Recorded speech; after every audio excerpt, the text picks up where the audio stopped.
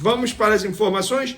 Vou começar com o Hugo Souza. A torcida do Corinthians anda um pouco chateada comigo. Ontem eu fiz uma publicação, a torcida do Corinthians não gostou, mas é o seguinte, pessoal, vamos lá. Ontem eu publiquei que ainda não tem nada fechado entre Corinthians, Flamengo e Hugo Souza. E o Corinthians tem 12 dias para finalizar essa situação. Por que 12 dias? Porque dia 30 de novembro é o prazo final para o Corinthians exercer a opção de compra. Caso não faça isso até o dia 30 de novembro, vai perder a prioridade e aí teria que negociar com o Flamengo um novo valor para poder comprar o Hugo Souza. E é óbvio que se o Corinthians perde a prioridade, dá chance para outros interessados também tentarem a contratação desse jogador. O Grupo City é um grupo que está interessado na contratação de Hugo Souza para levar o jogador para o Lommel da Bélgica, que é um time que faz parte do Grupo City. Então o Grupo City está de olho, esperando a situação. O Corinthians precisa definir o mais rápido possível. Repito, tem até o dia 30. Por isso que eu falei na minha introdução que sabemos que a novela está perto do fim. Dia 30 de novembro é o último capítulo. Resta saber como que vai ficar esse último capítulo, com o Hugo Souza sendo comprado ou não. Engraçado que quando eu publico que não tem nenhuma novidade, torcedores me xingam, falam, isso é mentira, o Corinthians já comprou, não sei o quê. Aí eu vou ler o noticiário dos setoristas do Corinthians.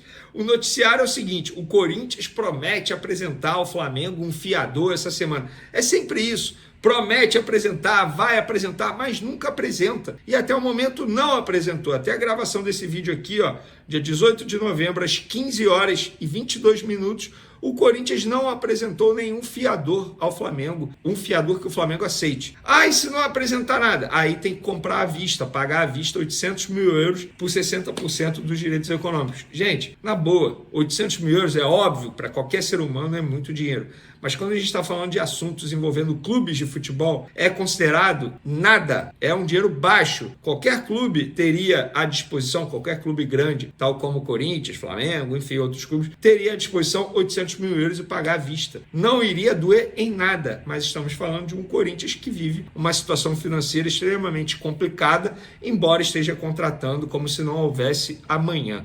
Mudando de assunto, pessoal, espero que vocês tenham entendido aí a situação do Hugo Souza. E caso o Corinthians não compre, o Flamengo pretende negociá-lo. Difícil o Hugo Souza ficar no Flamengo para a próxima temporada. Mudando de assunto, vamos falar de campo e bola, porque hoje teve treino, segunda-feira, o penúltimo treino antes do duelo com o Cuiabá, que será na quarta, 7 horas da noite. Lembrando que o técnico Felipe Luiz não tem muitos jogadores à disposição. Arrascaeta passou por uma cirurgia no joelho, De La Cruz lesionado, a gente já vai falar sobre o De La Cruz.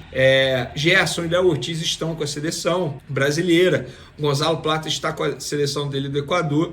Então é um Flamengo muito desfalcado. E não terá De La Cruz, que não treinou no campo hoje, não terá Pulgar, que não treinou no campo hoje, e Luiz Araújo também não treinou no campo hoje. Esses 3 jogadores não participaram da atividade com o grupo. Estamos falando de uma segunda-feira, antevéspera do jogo na quarta. Então, a tendência, de fato, é que não sejam relacionados aí para pegar o Cuiabá. Lembrando que o Flamengo, na minha concepção, não briga mais pelo título do Campeonato Brasileiro. Eu acho que tem que buscar ficar na melhor classificação possível, porque além da premiação do próprio Campeonato Brasileiro, também tem a premiação da Adidas. Vocês sabiam que no acordo entre Flamengo e Adidas, quanto melhor for a classificação do Flamengo ao término da competição do Campeonato Brasileiro, maior será o bônus que o Flamengo tem direito a receber da patrocinadora do Flamengo. Então, eu acho que tem que buscar sempre a vitória, independentemente se briga ou não pelo título. Eu acho que o Flamengo é time grande, não pode entrar em campo pensando apenas para cumprir tabela. Muito pelo contrário, tem que entrar em campo para vencer. E o técnico Felipe Luiz também não terá Gabigol à disposição.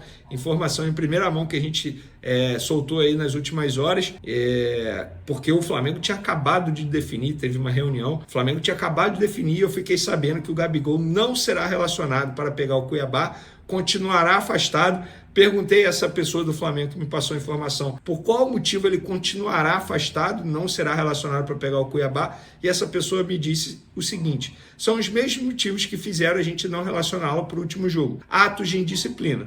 Embora o jogador negue, a gente viu aquele pronunciamento do Felipe Luiz também, dizendo que foi apenas comunicado, segundo, passaram para ele foi por conta de um ato de disciplina, mas ninguém fala qual é esse ato de indisciplina. Dada a informação, eu vou dar a minha opinião. Eu estou começando a entender que dificilmente o Gabigol será relacionado novamente, embora muita gente diga que existe muita chance de ele ser relacionado para pegar o Fortaleza, mas também existia muita chance de ele ser relacionado para pegar o Cuiabá e não foi relacionado. Eu não vou ficar aqui dizendo que, beleza, tem chance, supondo que ele seja relacionado e não entre em campo. Mas eu acho, aí já vou entrar na minha opinião. Independentemente, galera, de quem esteja certo ou errado nessa história, se o Landim está certo, se o Landim está errado, se o Gabigol está certo, se o Gabigol está errado. Eu falo Landim porque o problema do Gabigol não é com o Marcos Braz. Muita gente acha isso, mas não é. A relação do Marcos Braz com o Gabigol é super respeitosa. Digamos, é uma relação profissional e boa. Os dois eram mais amigos no passado recente, beleza?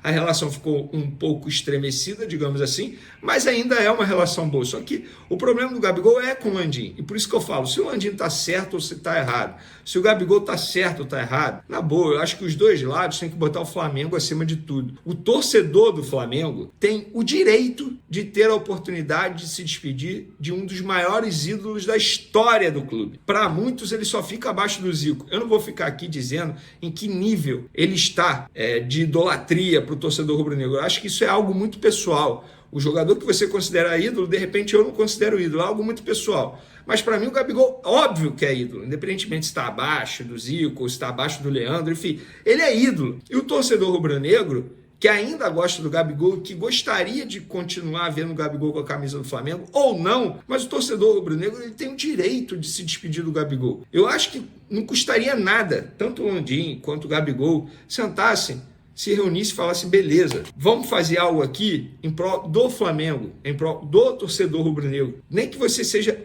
Por exemplo, o último jogo do Flamengo no Campeonato Brasileiro, dia 8 de dezembro, é no Maracanã contra o Vitória. Teoricamente, um jogo que para o Flamengo não vai valer de nada. Relaciona o Gabigol entra ali nos minutos finais e o torcedor que ama o Gabigol, ele terá o direito de se despedir do Gabigol.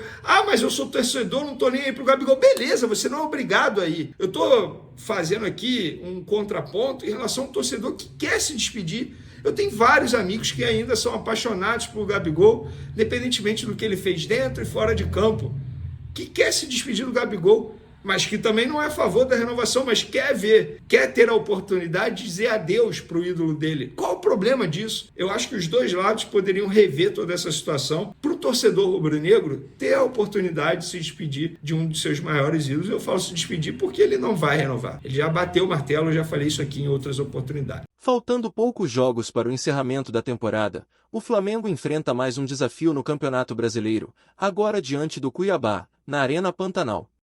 E se a luta por pontos já não fosse suficiente, o técnico Felipe Luiz terá que driblar ausências importantes no setor ofensivo.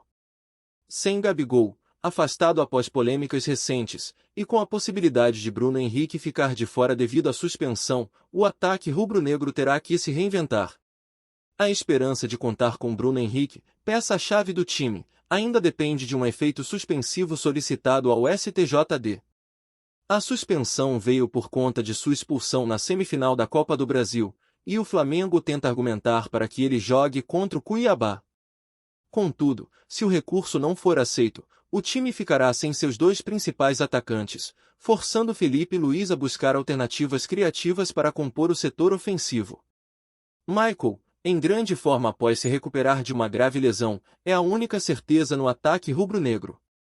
O camisa 30 tem mostrado por que é um jogador tão querido pela torcida. Sua atuação nas finais da Copa do Brasil foi crucial, tanto nos momentos decisivos quanto em jogos anteriores, como na vitória por 4-2 contra o Juventude, em que balançou as redes. Sua explosão e habilidade no 1 contra 1 são trunfos que Felipe Luiz certamente pretende explorar ao máximo.